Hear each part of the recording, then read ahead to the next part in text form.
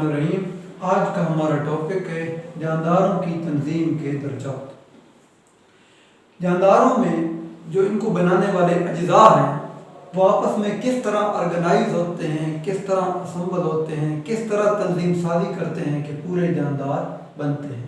तो साइंसदान जानदारों की तंजीम को मुख्तलिफ दर्जात के ऊपर स्टडी करते हैं, इनका मुताला करते हैं। तो सबसे पहले जैसा कि हर चीज़ एलिमेंट से मिलकर बनी हुई है, तो जानदारों के जो बिल्कुल बेसिक जो अज्जा हैं वो एलिमेंट्स ही हैं। सबसे पहले एलिमेंट्स में सब एटॉमिक और एटॉमिक लेवल की बात करते हैं। तो एटॉमिक लेवल की जब हम बात करते हैं तो जानदारों में टोटल जो ज़मीन के ऊपर हमारे पास कुदरती एलिमेंट पाए जाते हैं उनकी तादाद 92 या फिलहाल जो है वो 94 तक पहुंची हुई है। उनके अंदर 16 ऐसे एलिमेंट पाए जाते हैं जो कि जानदारों के अंदर जिस्म बनाने में हिस्सा लेते हैं, जबकि बाकी जो एलिमेंट्स हैं टोटल 94 में से 16 को अगर निकालें तो बाकी जो एलिमेंट्स हैं वो जानदारों के अंदर नहीं पाए जाते हैं, ना पौधों के अंदर और ना जानवरों के अंदर।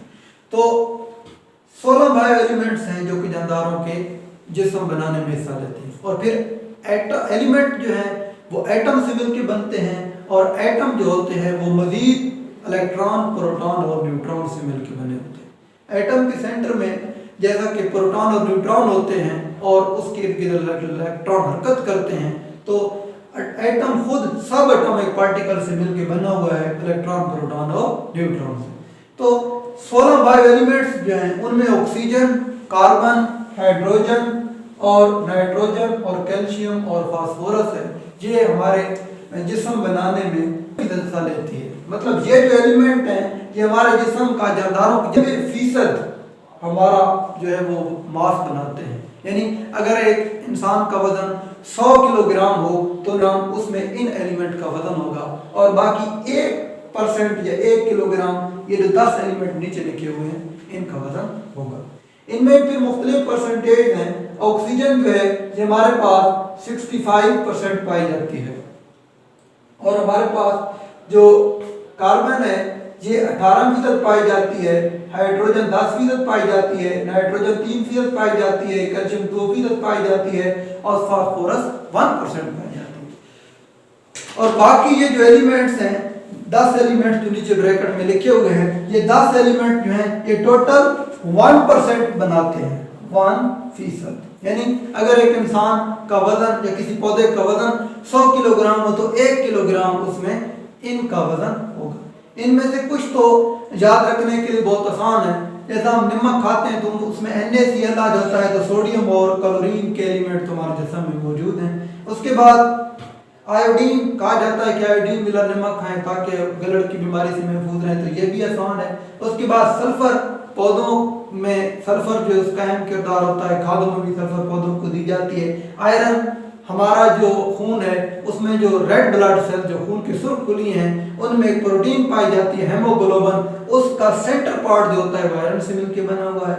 उसके बाद आपने सोडियम पोटाशियम पंप के बारे में सुना होगा कि हमारे जो नर्व सेल है जो पैगाम भेजते हैं करंट की शक्ल में, तो उसमें सोडियम पोटाशियम पंप का तो पोटाशियम भी यहाँ पे लिखा हुआ है। उसके बाद मैग्नीशियम और मैंगनीज और जिंक भी हमारे प्रोटोप्लाज्म का अहम यूज है। उसके बाद नीचे दूसरा लेवल जिस पे साइंसदान जिस दर्जे पे जानदारों की स्टडी करते हैं वो दर्जा या वो जो हमारे पास मर्तबा है वो है मॉलिक्यूलर लेवल। अब एलिमेंट जो हैं ये जानदारों के अंदर अलग-अलग नहीं पाए जाते, बल्कि मॉलिक्यूल बनाकर जो है वो पाए जाते हैं। तो मॉलिक्यूल लेवल की जब बात करते हैं तो मॉलिक्यूल कैसे बनता है कि एटम्स आपस में मिलते हैं तो मॉलिक्यूल बनता है। अब एटम्स जो हैं वो या आयोनिक बॉन्ड के जरिए आपस में मिलते हैं या फिर कोवलेंट बॉन्ड के जरिए आपस में मिलते हैं। तो ये दो किस्म के बॉन्डिंग होती है, जैसा कि आप केमिस्ट्री में पढ़ते हैं कि या तो एटम आपस में आयोनिक बॉन्ड के जरिए मिलते हैं या कोवलेंट में बॉन्ड के जरिए। तो जानदारों में भी एलिमेंट आयोनिक और कोवलेंट बॉन्ड के जरिए मिलते हैं और मॉलिक्यूल बनाते हैं। मॉलिक्यूल सबसे छोटा ज़रा होता है जो किसी कंपाउंड का होता है, जो कि आगे फिर हिस्सा लेता है और मुख्तलिफ हमारे जो अंदर अज़ा या साख्तें बनती हैं। तो मॉलिक्यूल की 2 किस्में हैं। कुछ मॉलिक्यूल जिनका वजन कम होता है उनको हम कहते हैं माइक्रो मॉलिक्यूल, जैसा कि हमारे जिस्म में पानी का मालिक्यूल छोटा मालिक्यूल है H2O का, ग्लूकोज का फॉर्म मालिक्यूल भी छोटा मालिक्यूल है।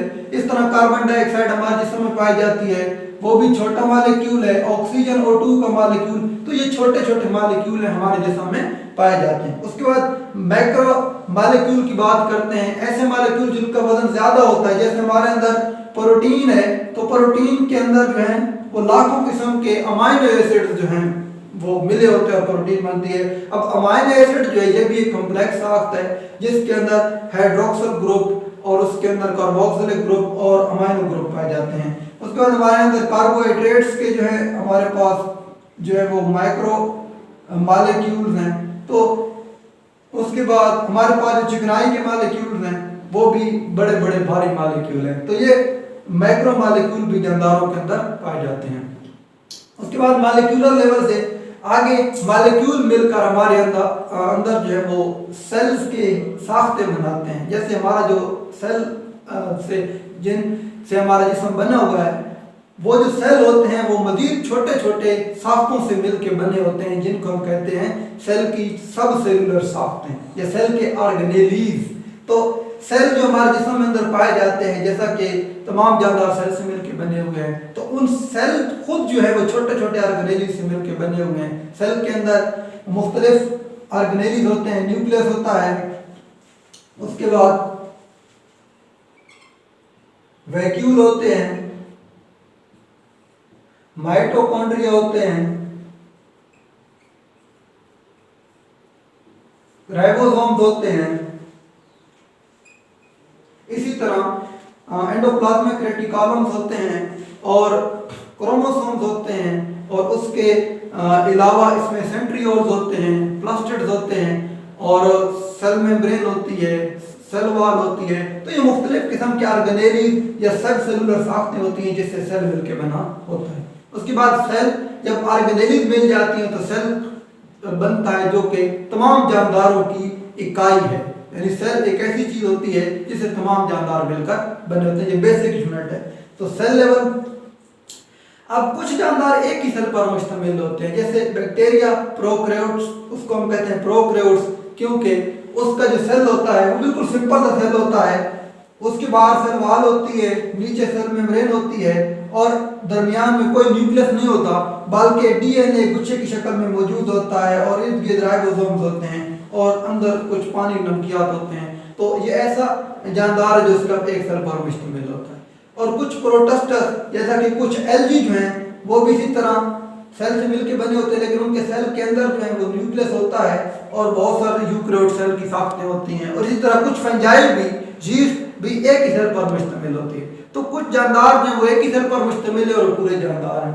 उसके मुकाबले में जब हम बड़े जानदारों की बात करते हैं, जैसा कि हम या पौधे या बड़े बड़े फंजाई, तो वो जो जानदार हैं वो हमारे पास मल्टी सेलुलर जानदार कहलाते हैं। और फिर दर्जा आ जाता है हमारे पास टिश्यू लेवल का, क्योंकि मल्टी सेलुलर जानदारों में बहुत सारे सेल जो हैं वो इकट्ठे हो जाते हैं और मिलकर काम करना शुरू कर देते हैं। जो तब बहुत से सेल इकट्ठे हो जाएं और मिलकर काम करें तो हम उसको कहते हैं टिश्यू। तो मल्टी सेलुलर जानदारों में वो बहुत सारे एक ही किस्म के सेल्स इकट्ठे हो जाते हैं और मिलकर काम करते हैं, मुश्तरका काम करते हैं, इसको कहते हैं टिश्यू लेवल। जैसा कि हमारे जिस्म में बहुत सारे टिश्यूज हैं जो इकट्ठे मिलकर काम करते हैं।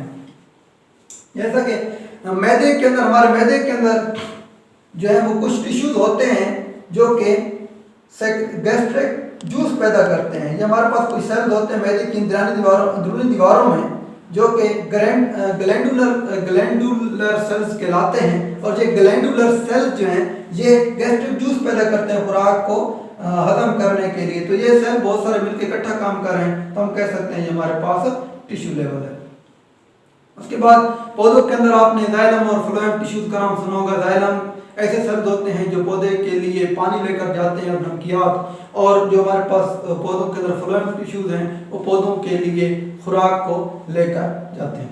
इस तरह टिश्यू लेवल के बाद हमारे पास उससे जो हमारे पास जानदारों में या जानवरों में ये टिश्यू लेवल का एग्जाम्पल है वो मस्कुलर टिश्यू है और नर्वस टिश्यू है। तो ये मस्कुलर टिश्यू जो हमारे मसल्स के टिश्यूज हैं जिनका काम हरकत देना है, और हमारे पास नर्वस टिश्यू जिनका काम पैगाम पहुंचाना है, दिमाग का पैगाम जिस्म के दूसरे हिस्सों तक, और आँख कान नाक और जिस्म के हिस्सी अदा से पैगाम दिमाग को पहुंचाना उनका काम है।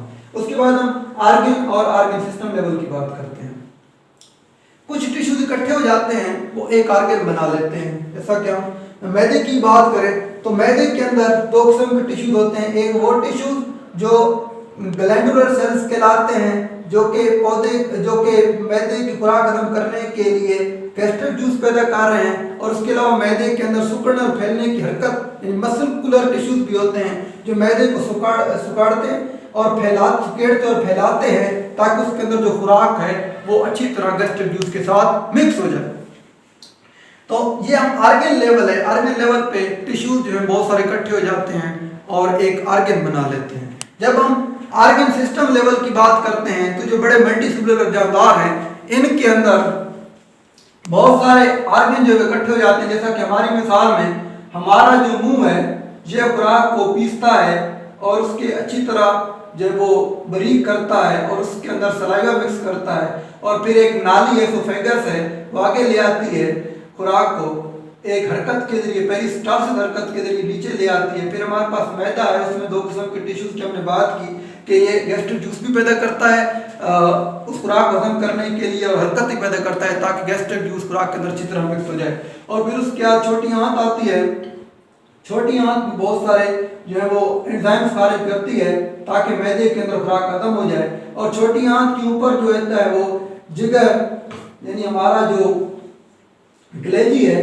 इसके अंदर ये भी केमिकल्स खारिज करती है छोटी आंत के अंदर ताकि खुराक खत्म हो जाए। और उसके साथ पिंक्रियाज मौजूद होता है, ये भी बहुत सारे एंजाइम्स खारिज करता है ताकि खुराक खत्म हो जाए। उसके बाद छोटी आंत जो है ये खुराक को अच्छी तरह हजम करने के बाद जज़ब कर लेती है। फिर गैर हजमशुदा खुराक जो है वो बड़ी आंत के अंदर जाती है, और बड़ी आंत जो होती है इस खुराक के इस अज्जा को अज्जा में से पानी और नमकियात निकाल लेती है, और फिर वो जो पानी और नमकियात के अलावा खुराक होती है वो बड़ी आंत के जरिए आगे जाकर नीचे खारिज हो जाती है। गैर हजमशुदा खुराक जो एनस के रास्ते खारिज हो जाती है।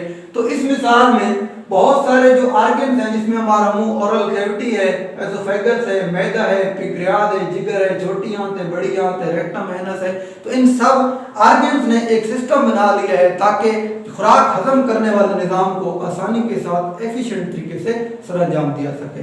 तो बड़े जानदारों में हमारे पास आर्गन सिस्टम लेवल भी होता है कि बहुत सारे आर्गन मिलकर एक सिस्टम बना लेते हैं। ये हमारे पास जो है वो डाइजेस्टिव सिस्टम है। इसी तरह हमारा जो है वो हमारे अंदर हवा का जो निज़ाम तनफ़ुस है जिसमें हमारी नाक और हमारा जो है वो ट्रैकिया नाली, और उसके बाद फिर हमारे फेफड़े वगैरह हिस्सा लेते हैं और वो निज़ाम तनफ़ुस को भरपूर तरीके से आगे पहुंचाते हैं। तो बड़े जानदारों में ये आर्गन सिस्टम लेवल होता है। जब हम पौधों की बात करते हैं तो पौधों के अंदर आर्गन सिस्टम लेवल बहुत सादा है। हम कहते हैं पौधों के अंदर दो ही सिस्टम होते हैं, एक होता है रूट सिस्टम और एक होता है शूट सिस्टम। रूट सिस्टम कौन सा है भाई? जो पौधे का जड़ वाला निज़ाम है, यानी जमीन से नीचे वाला, इसको हम कहते हैं रूट सिस्टम। और शूट सिस्टम से मुराद जो पौधे का जमीन के ऊपर वाला हिस्सा जिसमें पत्ते, तना और फूल फल वगैरह शामिल है। तो पौधों में आर्गन सिस्टम लेवल बहुत सादा होता है, आपको बता दिए। इंशाल्लाह कल हम इससे आगे ऑर्गेनिज्म लेवल की बात करेंगे कि सिस्टम जब मिलते हैं तो आर्गन बनता है, फिर पॉपुलेशन वगैरह बनती है। चलता है लेक्चर में। अस्सलाम वालेकुम।